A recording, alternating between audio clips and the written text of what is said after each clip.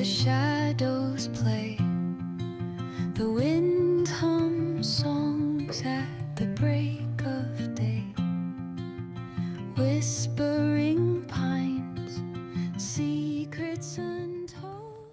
A man's cry is only heard when he roars. A man's weep only sleeps when he snores. And as soon as he rises, the pain endures. We're constantly fighting battles. We face challenges, cover our emotions, and unfold our problems. We're told to be strong, not to be weak, and still we fail. However, the question lies, why are we failing?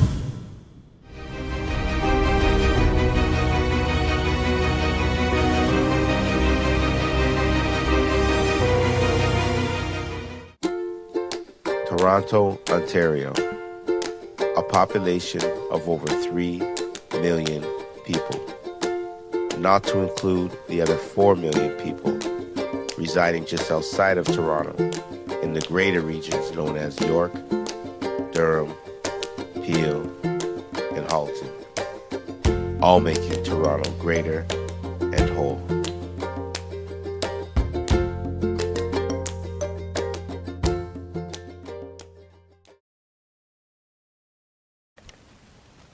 But there's a dark side.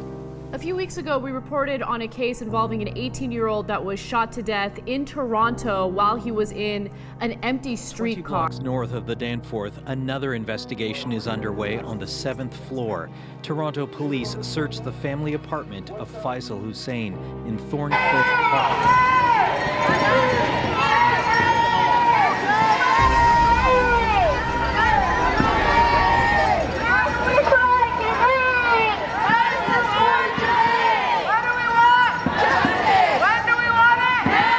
Gun deaths across the United States is one of the wildest statistics on earth.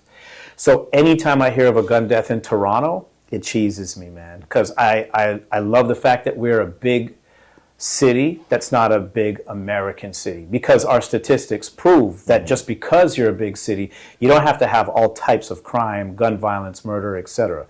So even though the population is so big, and statistically, we don't have as many gun deaths or murders as they do in bigger American cities, I hate any time that I hear about it.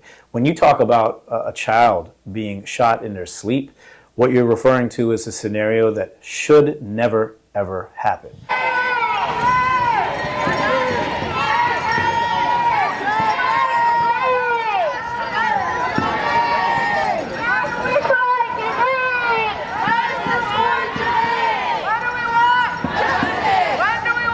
No one should be unsafe in their own home. We shouldn't be unsafe on the street, but we certainly shouldn't be unsafe in our own home.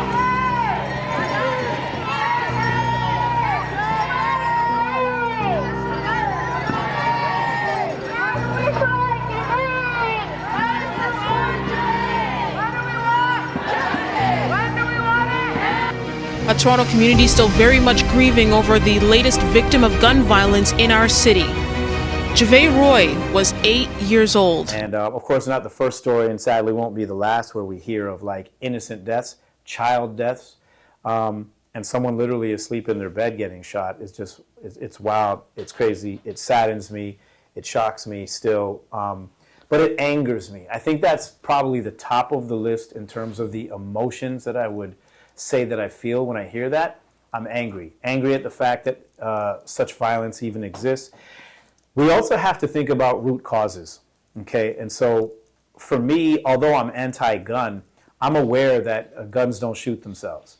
And there are situations going on in this world, and sadly, you know, it permeates into the city where, you know, people are at odds with each other for all types of things, from the, you know, poverty-stricken neighborhoods and that are not being serviced well, gang violence, police violence, racism, oppression. There's a lot of different instances of these negative things going on in our society that are leading to violence, and of course violence that involves guns. And at the end of the day, when an innocent person is taken because of these things, there's a lot of work to do to fix things at like the foundation level, long before we even get to the guns. So it's a several layered problem.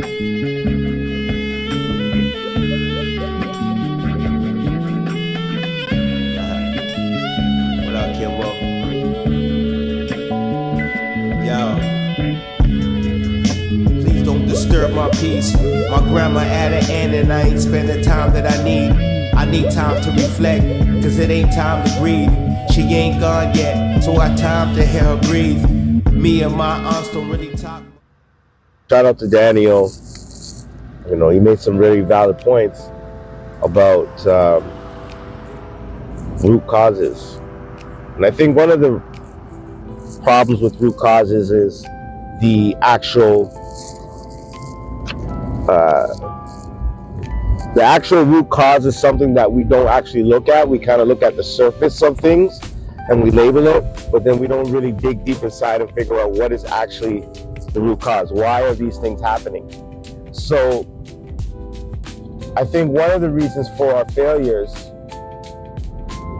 is starting from the beginning, starting from the youth. You know, if you look out here, you see a lot of poverty, right? A lot of mental health issues, and none of it just happened overnight. None of it just happened today.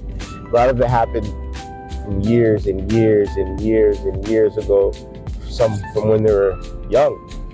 So what we're gonna do today is we're gonna go and talk to one of my homies, slingdadz, Marlon Morgridge. Marlon is a old school legendary hip hop artist. He has a famous record in Toronto known as I'm From Jane. But what he's done now is he started his own nonprofit organization, and he has his own center. And the center that he has is kind of focused on at-risk communities. So youth at risk and at-risk communities. He, has programs, and he kind of like takes them from, from the neighborhoods and kind of gives them a hub for them to, to do whatever they need to do. If they want to, go on the computer, there's a TV there, there's games and a few other things that you can do for activities to keep, keep the kids off the street. So that is one of the main things that we're going to be looking at during this section here is, starting from young and the root causes, the youth, and kind of figuring out why are they facing mental health challenges and what are the mental health challenges that they are facing and what are the resources we have to fix them. So yeah, we're here. We're about to go to the Morgridge Foundation Center, check out my boy Marlon, see what's going on inside the center, and talk to him and see what's his input in this whole situation with men's mental health and gun violence and youth violence and the root causes. To the Morgridge Foundation Center, right now we're in Scarborough, located in the southwest section of Scarborough. Right here we have the reception desk where you can see some of my flyers that with some of the programs that we offer to the community and some of the programs that we do. At the moment here you can see we have the Daily Bread food bank box that we get locals coming in, dropping off food for the community. People will come by every so often to take some stuff, drop stuff off. So it's just a revolving in and out with this box here that, we can support the community with food and stuff like that, which is great. That's awesome. Right here is just a small pool table, but sometimes when the kids come by, they play pool. At the moment, we've been supporting Jamaica with the Hurricane Melissa relief. So we have some people that have been coming by dropping off some stuff. And just so for those who don't know, Melissa Hurricane was terrible on the north coast of Jamaica. So, shout out to a lot of these organizations, including Marlon, who is doing this. So please, if you have anything that you need to send to Jamaica, I'm sure he'd be more than happy to receive them. And you heard the address, and you see here, there's tons of stuff. So right now, I'm only at a place where it's being dropped off. It's not me actually putting this on. It's actually being put on by Miss Jamaica Universe Pageant. And they've actually asked me to partner with them as an East location that people can come and drop stuff off, which I was, greatly happy to do. And people have been coming by here and there, dropping stuff off. We had a lot more stuff, but we got some stuff picked up already. Some barrels been packed already and been sent back. So we have some more stuff, and we're continuing the fight and helping out. So over here we have our board table that a lot of times that we sit down, we have our board meetings and we sit down as a group. We brainstorm, discuss stuff. Also, youth will come in here sometimes. They'll sit down, do their homework, sit down, lounge. Also, do the same thing downstairs. And we have the television that they can watch TV, or we have our Zoom meetings. We also have a TV right here behind you that we have cable that we can watch TV. Over here in this little section here is just a table that I have merch. So you can see there's Morgridge Foundation t-shirts and also other items that I get that we support the community. Members of my crew, Monolith crew, this is going back to when we were in high school, were victims of being accused of being involved in a gun crime. I have a small lounge section that some of the youths them will come down here just to have a safe space to just chill, relax, no one to bother them. But at least 4 or 5 members of my crew were arrested as teenagers, as high schoolers, spent time in jail, spent a lot of time in the court system because they were simply accused by someone who said they robbed them. There's always a root problem. I mean, a root to a problem. You know what I mean? So definitely, I would say it does start or stem maybe from the beginning, but the actions and the outcome doesn't affect. It doesn't show until maybe as time goes on.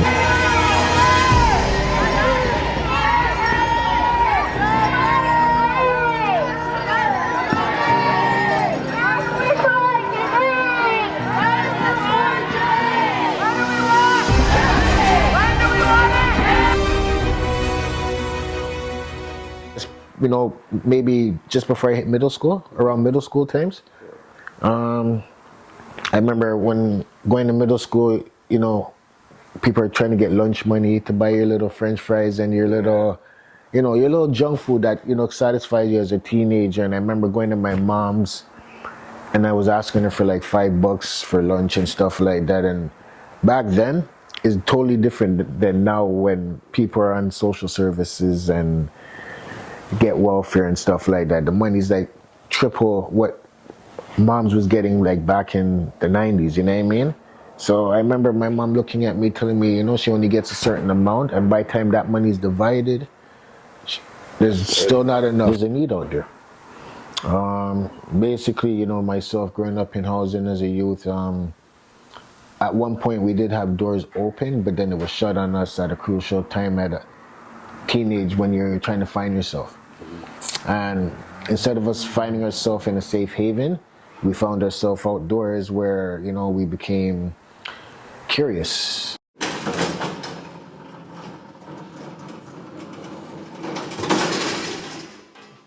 So over the years, I had the opportunity, to say the least. I've been to pretty much a large amount of provincial institutions. One of the institutions I was involved with was the Toronto West. From there, I went to a place called Millbrook. Millbrook was a maximum provincial institution that was in Peterborough at the time. I'm Richard Miller, the founder of Keep Six nonprofit organization. Keep Six is a nonprofit organization that caters to the marginalized community and individuals impacted by the justice system. Last year, the federal government proclaimed that the first Friday of June would be recognized as the National Day Against Gun Violence. And the group Keep Six is marking the National Day Against Gun Violence with a Harmony Over Violence concert. And for the details, we're joined live right now by founder Richard Miller and Wendy Souquier, founder of the Coalition for Gun Control. Good morning. Thank you very much for coming on this morning. Keep Six focuses on helping individuals. So there are 3 components I strongly believe that affects when it comes to Black offenders. And once these Black offenders have these 3 components in place, the racism rate drops tremendously. 1 is employment, 2nd is mental health, and 3rd is housing. What are the main things, our main challenges, our issues, our mental health challenges that people face while incarcerated? Depression, that antisocial, schizophrenic, some individuals, sleep apnea. These are all, I think those are some of the major ones. And you mentioned about them having it before they're coming in. Why do you feel that way? Where's that stemming from? Where's that root cause? Well, just from my own lived experience and what I've seen from individuals, a lot of individuals are carrying some kind of a trauma. It could be a trauma from family, generational trauma. It could be something from their past lived experience. Individuals, some people are carrying this abandonment, from parents not being around and so forth, right? So those are all goes in the basket. It's not just one thing in the basket with anybody, usually a number of things.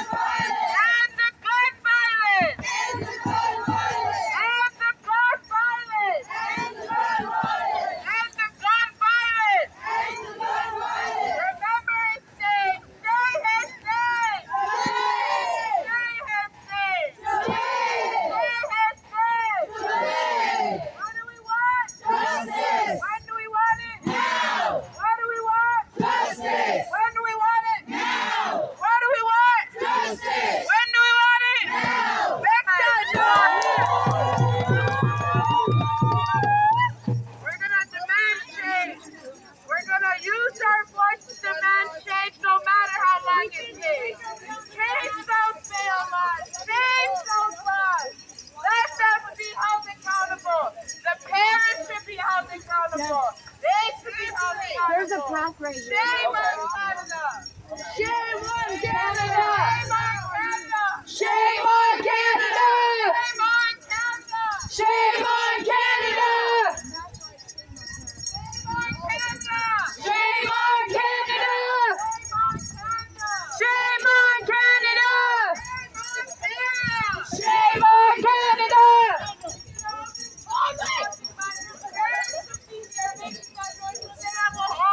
If you have children, make some noise! We're trying to make Canada a better place for our kids to be raised. Who would want to have kids here? Our children are mistreated, they're abused, and they're preyed upon by predators, one being the Canadian government.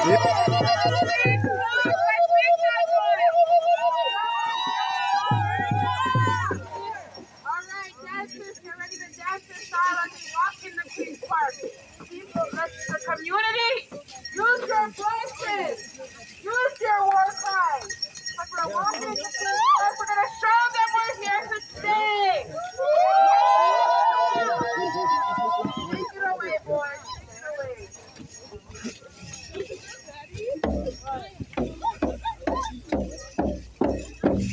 Ani Bojo. Hi, everybody. My name is Briar Rose Perrier. I'm the Toronto Director of the Inagdi Indigenous Youth Agency. We are gathered here today to demand change on all levels of government.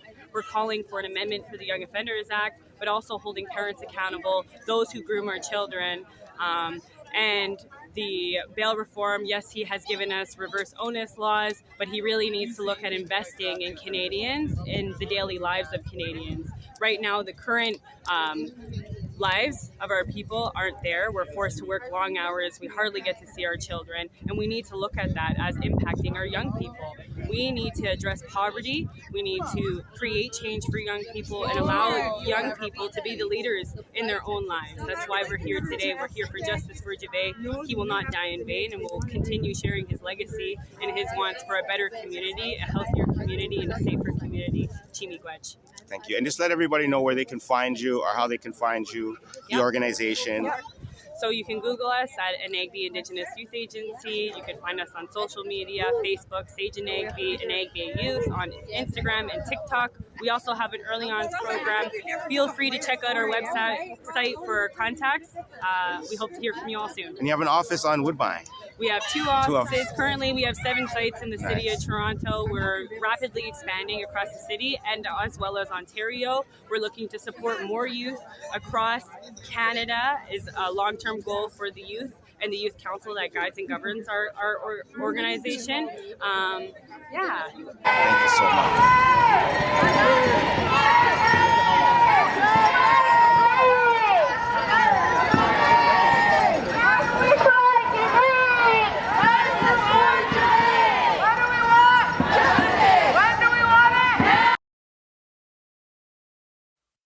Well, after release from incarceration, it takes an individual, I would say that person needs at least 2 years. And when I say 2 years, I mean structurally. Having like a psychiatrist or a psychology, maybe once or twice a week or a month, once or twice a month. Having a good mentor, someone there to support them. And start looking at themselves from within, right? Like one of the things that we have to start to focus on is that after incarceration, individuals are coming with a significant amount of baggage, right? That baggage was with them going in. There is no sort of help, I use that word, or resources. Because when you're in, you're focusing on trying to get out. So you're going through the requirements that the system puts on you that you have to do these things. Programs. The program itself, you're only going there because you want to be able to go in for the parole board. I'm sure the percentage of individual that gets anything positive from it is very, very low. But if you're looking at it from a metric side, when it comes to the system, it's very, very high because they're going to look and say, well, they have this amount of people that has gone through the program, right?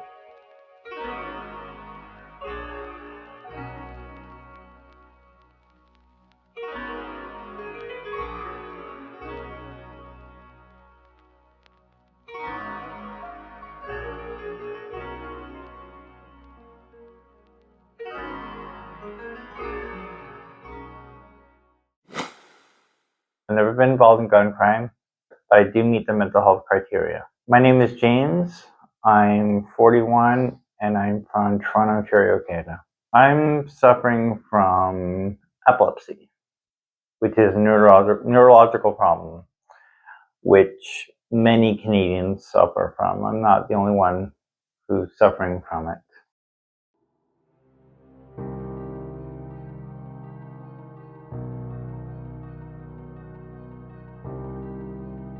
Makes me feel better knowing that I'm not the only one, like I'm not a minority in this world, that has epilepsy. It helps me not be as worried or as concerned to express and tell others about my medical problems. Before, I was worried, unscared. Well, I wouldn't say unscared, but scared. But I was concerned about expressing my epilepsy. Why?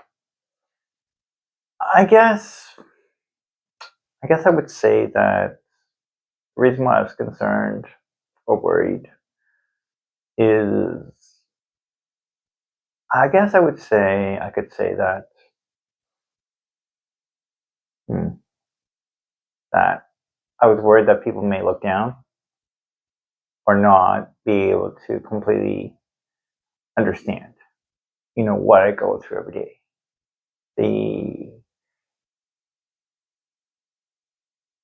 The worry, the constantly having to take medication every 12 hours. That it also interfering with job life, like getting a job. It prevents me from getting a job. So that worry in my mind, wouldn't be able to allow me to focus That's good because we're gonna get. I want you to save that thought because I have a question. If you can, I have a question later on that I want to ask you along that. Of course. Along that same Yep. subject. Now, you said it's hard for you, and you mentioned employment. Yes. How do you function day to day?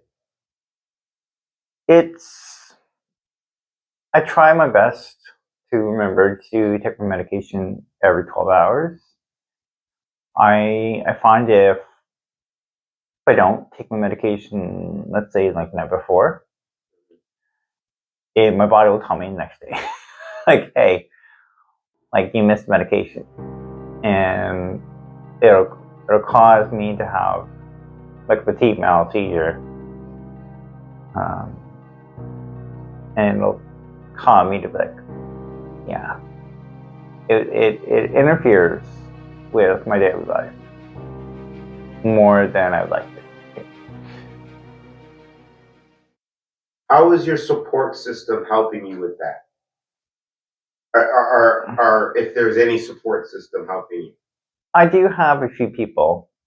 Name some. My cell worker, for one. I have people that call me to make sure I take my meds each day. At least twice a day. I have 2 people that have calling me.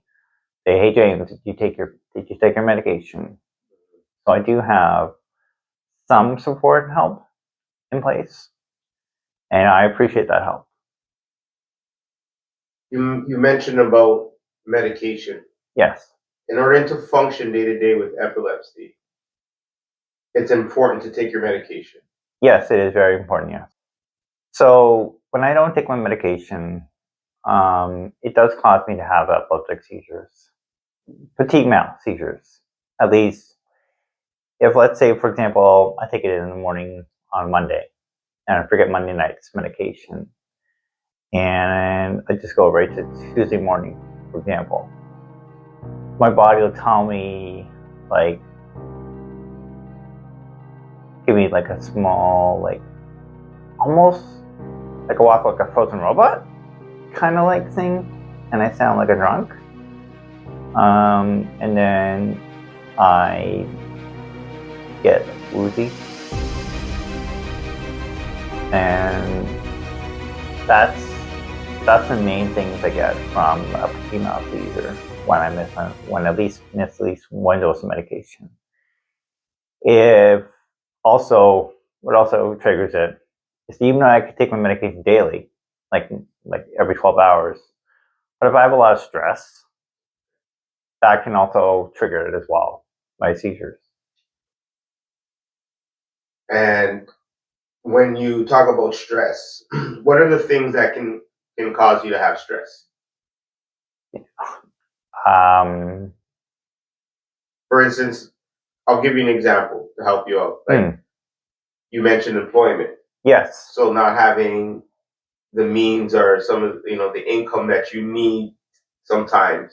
Yes, exactly. Yes. Explain that and explain the struggles that you have to go through. So with my income, if I don't, I get worried. Not being having enough money for food, or being able to pay my bills. That's one thing that I struggle with, like daily.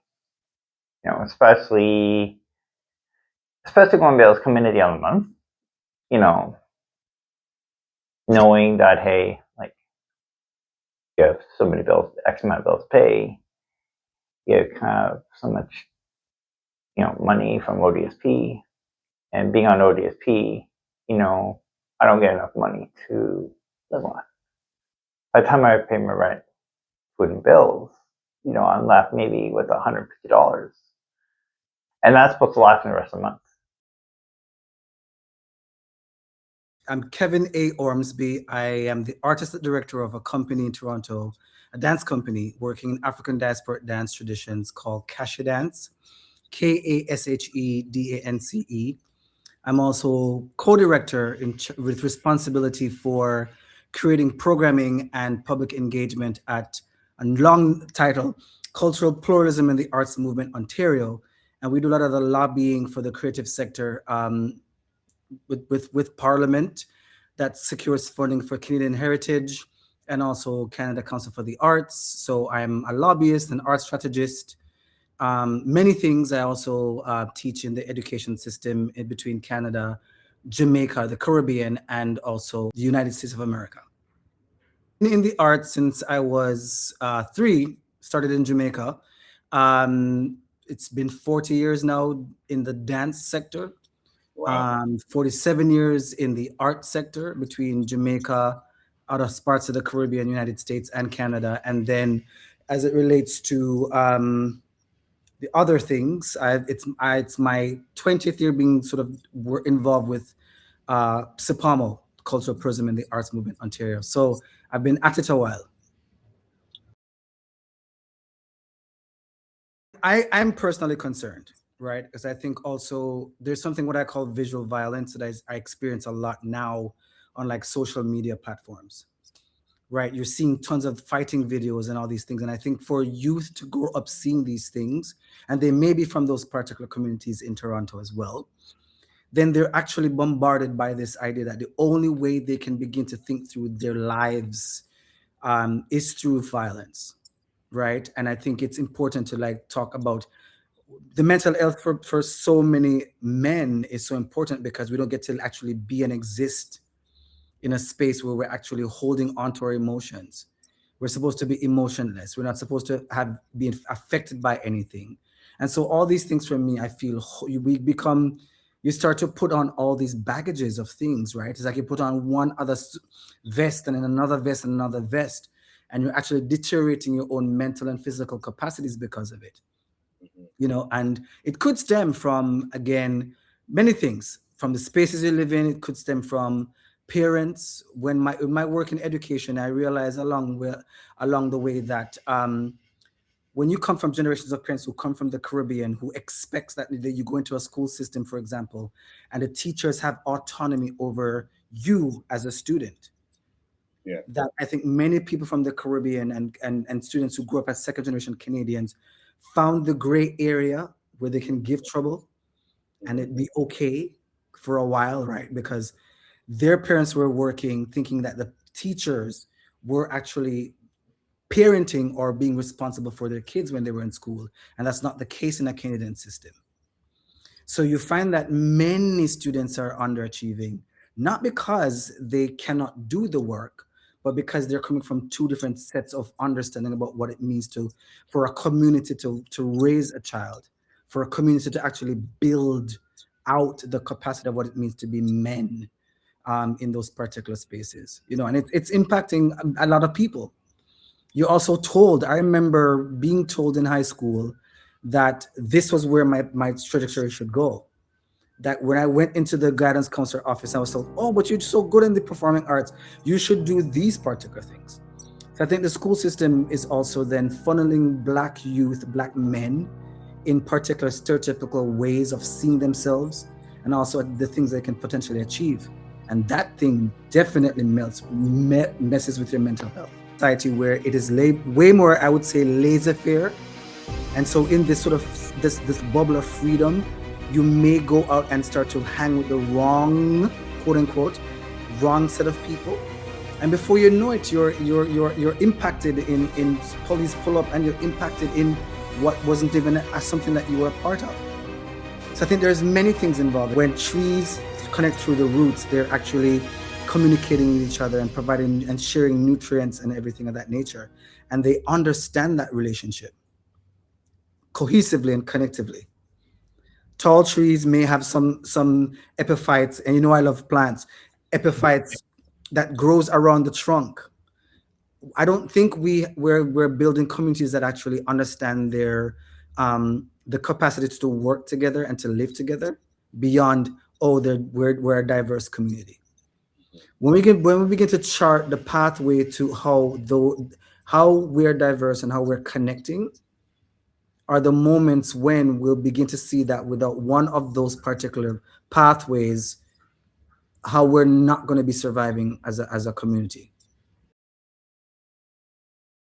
you know, a lot of people I've been talking to have been really helping me with what they're saying.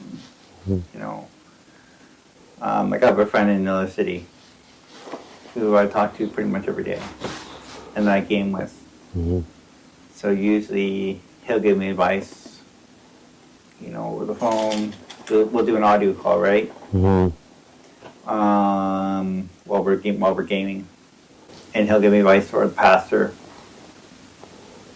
He offers advice whenever I do call him. Or my mom, who I do call him more often than others. And or they want to tear, they want to cry. Yeah. You know, and you see that a lot primarily in sometimes funerals. Yes. Because they've now given a space where they can release, and whether it's a person, it's a friend, it's a partner, it's family. That's one of the many areas that you see actually a lot more men being in a space where they're releasing and shedding. Yes. You know, you need to let that go. I grew up, my father still says, has always said, you know, I love you. We hug. We're close in that particular way. So this is also, again, how I grew up, you know, even with my brothers and sisters, you know, that's how we've always been. So, you know, but yeah, those are things that I actually enjoy. They know me, they'll be like, don't cry now. And I'd be like, I'm so happy. Conversation about it. I was thinking about how sometimes therapy, it's hard because it costs. So I think my advice would be I think anybody can benefit from therapy, whether you feel you're going through a mental health challenge or whether you feel you're good. Therapy gives you another space to actually begin to understand yourself. And so I'd suggest that from anybody out there and who identifies as being male is really, sometimes you can find therapy for cheap. Sometimes you can find therapy through sitting in a circle with other persons, like-minded persons, finding closeness with friends who you're able to actually be open to. Because I think therapy is very, very important. You know, I've paid for it. I've gone to it. I know so much more about myself now. From it, I know now. I'm Aquarian. I'm a dragon. I will want to walk in and breathe fire right away, and I know when to calm that down. I also know when to just not let shit bother me, right? Because I think all those things will impact your mental health. If you do feel like you're having some challenge with your mental health, talk to somebody, find resources and spaces, or find ways in which you can begin to also find joy in release, whatever that release may be. It could be take a bath, it could be a long shower, it could just be sitting and blocking out the world. And find also your autonomous self. That you can exist without everything else that you have as a responsibility around you. Have to always start by want to reach out for help. And when I say help, I mean it could be speaking to a friend, speaking to an elder, speaking to a professional, but you have to start somewhere.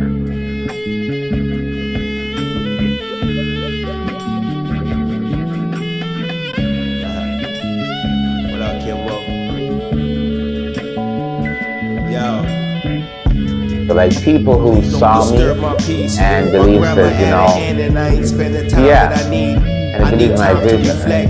Cause it ain't time to grieve. She ain't gone yet, so I time to hear her breathe. Me and my aunts don't really talk much. Outcasts of the family, cause we ain't got much. Meet me outside is all I said was on some hot stuff. Had to change my ways cause they hatin' had me locked up. But that's my luck. I still pray cause I know there's no way but up. And keep my circle tight cause I don't trust no one but us. Yeah, I don't trust no one but us. I go right to the back even when I'm taking the bus. In school I was immune and protected my lunch. Tired of getting bullied, enough was enough. Had dreams of my own team so I made me a label. Add money to the world showing anything's able. Just remain calm when you in the room. Just say it, can we all just medium French vanillas, one Dutch, two Dutches. What do you got? Only the classic donuts. Classic donuts? Yeah. What kind of classic donut do you get? Boston cream chocolate chip, chocolate, vanilla chip, chocolate glaze, apple cider, honey Apple fritter, 2 apple fritters. Nope. All right, thank you.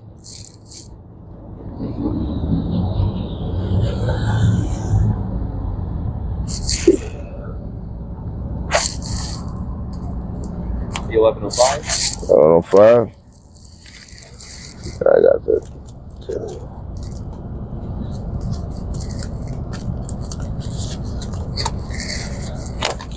Hold on a second.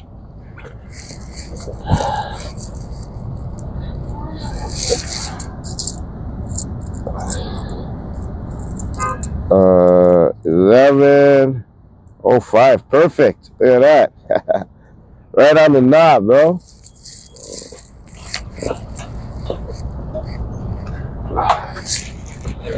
I appreciate it. Can I get separate bags? Separate bags? Yeah, yeah. 2 separate money now. 2 money share, really, 2, nothing really, you know? Not even a spliff.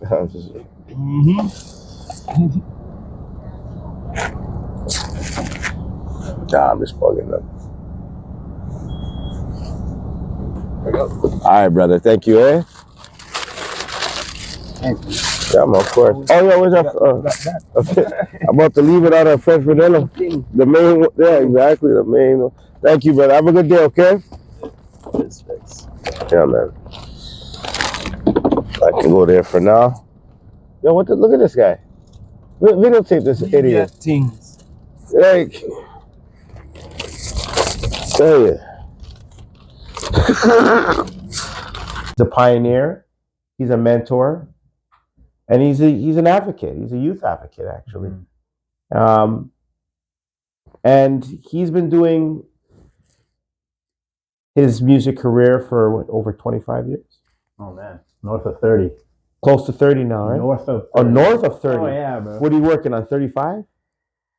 Well, officially, if you kind of look at the fact that I had won a contest on Electric Circus in '91, and from that point, started performing live everywhere. If I kind of count '91, so right.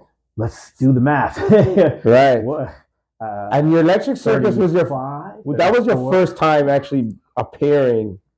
Yeah, I had only performed in school. Like, yeah, I'm talking about elementary school. Right. And we did lip sync contests. So I had never really been on stage rhyming, performing, singing, dancing, unless it was just for school presentations, school Christmas concerts, school lip sync contests. That's all I'd ever done. Yeah. And I had been spitting and writing rhymes for about 3 years by the time the Electric Circus contest came around. I was 13 years old, almost 14. Yeah. And went on TV with Lindo P, my brethren, and won a contest. That was the first real live performance to the public I had basically ever done. And so that launched my career, man. So here we are. Yeah, we're looking at about 34, 35 years. 35 years, man. Yeah. Yo, congratulations, bro. Crazy, man. You know what I mean? Right. There's many people that can't say that. And when I say that, what I mean by that is, yeah, we do have a lot of old artists that have been in the game, and some have been before you. However, to still see them making albums and to still see them actually, interacting and keep with the community and doing things is another. It's a completely different ballgame. For sure, bro. Right? Yeah. So I tell people all the time, this isn't for anybody who doesn't really love it. Yeah.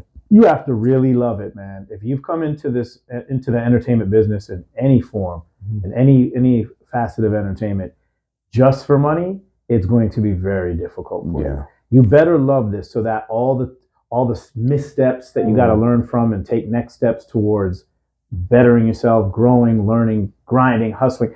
That's what it is. It's a constant grind and a hustle when you're an independent artist. So if you don't love it, I don't know, find something easier. Yeah. You know what I mean? So that's all I attribute it to is I fell in love with it as a little kid and never looked back. I knew that this is something I had to do, and I don't know what else to this day. I don't know what else I would be doing. So you got to love it. I appreciate that because we were talking earlier about pretty much about us, about rapping and me being a rapper, and if you knew I was a rapper, and he said no, and and I feel the same way as being an artist, is that, you know, as much as I'm in my journalism now and I'm starting to do producing and that type of thing, I feel like I still need to make music and I still write music, and it's just I can't leave it.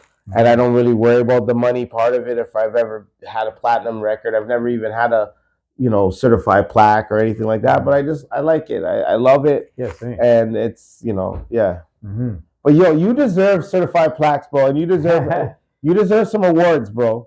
I'm about to try to see what I can work some magic on. I appreciate it, man. But I'll tell you this though, and I don't mean to sound corny, but the real award comes from the fact that I'm still here. That ain't corny. I'm alive, That's some real shit. Yeah. I'm alive, well, and breathing. Yeah. And living every day as Danny O, the artist, the MC, the songwriter, the actor, the advocate, as you said. And there's been no stopping. Can we do a pause? Yeah. 1 sec. No Getting problem. a technical difficulty right now. Okay. Let's do a pause. No problem. Sorry, guys. That was good though. Did we get that? Any of that? We've been getting, but I'm like some of the audio from He's a pioneer. He's a mentor, and he's an advocate. He's a youth advocate, actually. And he's been doing his music career for what, over 25 years. Oh man, north of 30. Close to 30 now, right? North of 30. Oh, north of 30. Oh yeah, bro. What are you working on? 35? Well, officially, if you kind of look at the fact that I had won a contest on Electric Circus in '91, and from that point, started performing live everywhere. If I kind of count '91, so right. Let's do the math. Right. What? And your Electric Circus was your first time actually appearing. Yeah, I had only performed in school. Like I'm talking about elementary school. Right. And we did lip sync contests. So I had never really been on stage rhyming, performing, singing, dancing, unless it was just for school presentation, school Christmas concert, school lip sync contest. That's all I'd ever done. Yeah. And I had been spitting and writing rhymes for about 3 years by the time the Electric Circus contest came around. I was 13 years old, almost 14. Yeah. And went on TV with Lindo P, my brethren, and won a contest. That was the first real live performance to the public I had basically ever done. And so that launched my career, man. So here we are. Yeah, we're looking at about 34, 35 years. 35 years, man. Yeah. Yo, congratulations, bro. Crazy, man. You know what I mean? Right. There's many people that can't say that. And when I say that, what I mean by that is, yeah, we do have a lot of old artists that have been in the game, and some have been before you. However, to still see them making albums and to still see them actually, you know, interacting and keep with the community and doing things is another. It's a completely different ballgame. For sure, bro. Right? Yeah. So I tell people all the time, this isn't for anybody who doesn't really love it. Yeah. You have to really love it, man. If you've come into the entertainment business in any form, in any facet of entertainment, just for money, it's going to be very difficult for you. You better love this so that all the missteps that you got to learn from and take next steps towards bettering yourself, growing, learning, grinding, hustling. That's what it is. It's a constant grind and a hustle when you're an independent artist. So if you don't love it, I don't know, find something easier. Yeah. You know what I mean? So that's all I attribute it to is I fell in love with it as a little kid and never looked back. I knew that this is something I had to do, and I don't know what else to this day. I don't know what else I would be doing. So you got to love it. I appreciate that because we were talking earlier about pretty much about rapping. And me being a rapper, and if you knew I was a rapper, and he said no, and I feel the same way as being an artist, is that, you know, as much as I'm in my journalism now and I'm starting to do producing and that type of thing, I feel like I still need to make music and I still write music, and it's just I can't leave it. And I don't really worry about the money part of it. If I've ever had a platinum record, I've never even had a, you know, certified plaque or anything like that, but I like it. I love it. Yeah, thanks. And it's, you know, yeah. Mm-hmm. But yo, you deserve certified plaques, bro, and you deserve some awards, bro. I'm about to try to see what I can work some magic on. I appreciate it, man. But I'll tell you this though, and I don't mean to sound corny, but the real award comes from the fact that I'm still here. That ain't corny. I'm alive. That's some real shit. Yeah. I'm alive, well, and breathing. Yeah. And living every day as Danny O, the artist, the MC, the songwriter, the actor, the advocate, as you said. And there's been no stopping. Can we do a that. pause? Yeah. 1 sec. No Getting problem. a technical difficulty right now. Okay. Let's do a pause. No problem. Sorry, guys. That was good though. Did we get that? Any of